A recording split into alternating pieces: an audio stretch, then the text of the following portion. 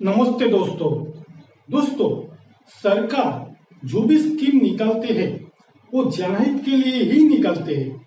सुकन्या समृद्धि योजना ऐसे ही जनहित के लिए बनाया गया स्कीम है। इस सुकन्या समृद्धि योजना में क्या क्या कुछ है, इस योजना का अंदर में क्या क्या समस्याओं है और उस समस्याओं का समाधान कैसे होगा, और जिन्होंने इस स्कीम करने के लिए एलिजिबल नहीं होंगे उनके लिए क्या अच्छा विकल्प हो सकता है, मैं सब कुछ इस वीडियो में बताऊंगा। तो ये वीडियो से आपको बहुत ही फायदे होने वाला है। हेलो दोस्तों, मैं हूँ बुद्धो।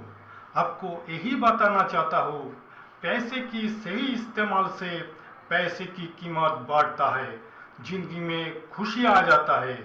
और इस खुशियाँ में मानी से हानि चैनल आपका साथ है। दोस्तों, सुकन्या समृद्धि योजना जो एक लड़की का भविष्य के लिए बनाई गई स्कीम है। दोस्तों, पहले मैं बता देता हूँ कहाँ पर ये स्कीम आप खुलवा सकते हैं। किसी भी बड़ा बैंक में या किसी भी पोस्ट ऑफिस में ये सुकन्या समृद्धि योजना का स्कीम आप खुलवा सकते हैं। चलिए मैं एक के बाद एक इस स्कीम का अंदर में क्या क्या कुछ है बता रहा हूँ। इस स्कीम में एंट्री करने के लिए लड़की का उम्र 10 साल के अंदर में होना चाहिए। और ये वाला स्कीम किसी एक पिता ने मैक्सिमम 2 अकाउंट खुलवा सकते हैं, मतलब उनके 2 लड़की के लिए ये स्कीम खुलवा सकते हैं। अगर किसी को ट्वाइन बच्चा हो गया है तो उनके लिए 3 अकाउंट मैक्सिमम खोल सकते हैं। ये स्कीम 21 साल के लिए है, लेकिन इस स्कीम के अंदर में रुपए जमा करने का ईयर है 15 साल। मतलब इस स्कीम का अंदर में मैक्सिमम 15 साल तक रुपए जमा करना पड़ता है। इसके बाद 6 साल वेटिंग करना पड़ता है। आखिर में 21 साल के बाद ये प्लान का पूरा बेनिफिट मिल जाता है। मान लीजिए किसी का लड़की का उम्र अभी 3 साल चल रही है, 3 + 15 मतलब 18 साल तक रुपये जमा करेंगे। इसके बाद 6 साल ऐड करके लड़की की उम्र जब 24 साल होगा तब जाके पूरा बेनिफिट का रुपये मिल जाएगा। और किसी ने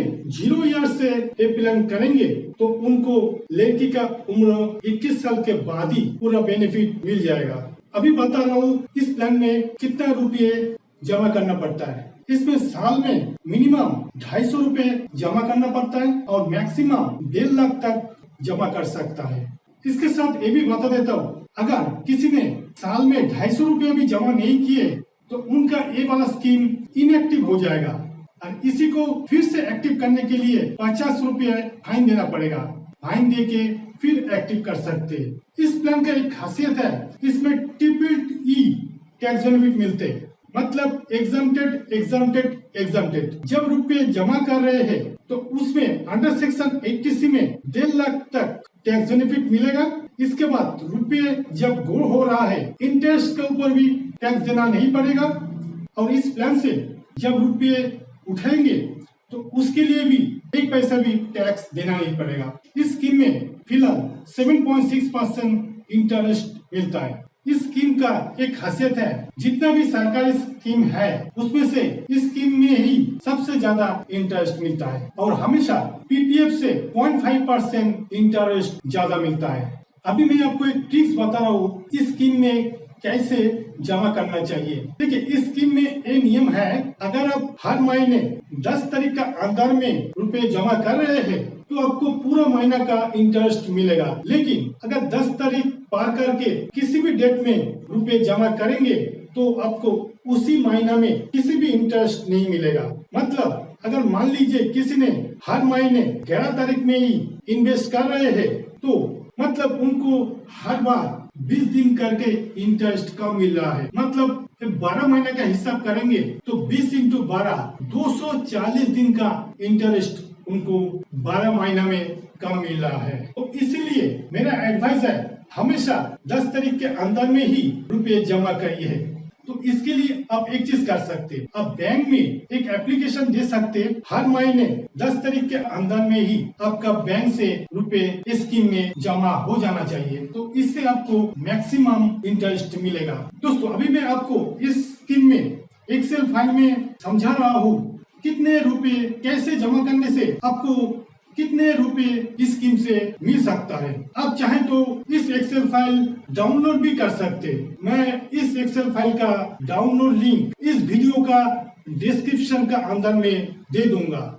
चलिए अच्छा से देख के सब कुछ समझ लीजिए। देखिए, ये है एक्सेल फाइल जिसमें आपको मालूम पड़ जाएगा कितना रुपये देने से आपको कितने रुपए इस स्कीम से मिल सकता है। ये वाला एक्सेल फाइल आपको डिस्क्रिप्शन में मिल जाएगा, जिससे आप डाउनलोड करके खुद भी देख सकते हैं। देखिए, इस पे एग्जाम्पल के तौर पे बताया गया है कि किसी ने हर महीना 2000 करके साल में 24,000 दे रहा है, तो साल में 24,000 करके 15 साल देने के बाद उन्होंने टोटल दिया है 3,60,000 और उनको 21 साल के बाद मिल रहा है 10,54,891। ऐसा आप इस फिगर को चेंज करके देख सकते हैं, जैसे कि मैं आपको चेंज करके दिखा रहा हूँ। मान ली किसी ने हर महीना 1,000 करके रुपए जमा कर रहा है, मतलब साल में 12,000 करके रुपए जमा कर रहा है, तो इसमें आप 12,000 करेंगे।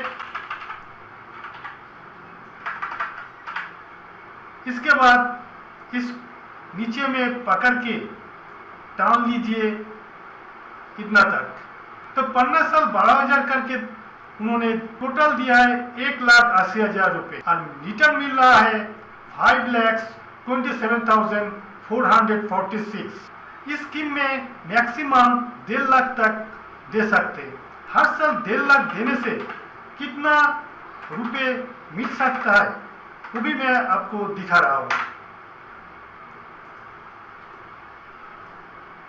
15 साल तक हर साल 1.5 लाख देने से टोटल दे रहा है 22,50,000 और मिल रहा है देखिए करीब 66 लाख। आपको हर साल में इक्वल अमाउंट देना पड़ेगा ऐसा कोई बात नहीं है। मान लीजिए यहाँ पर 50,000 या यहाँ पर 70,000,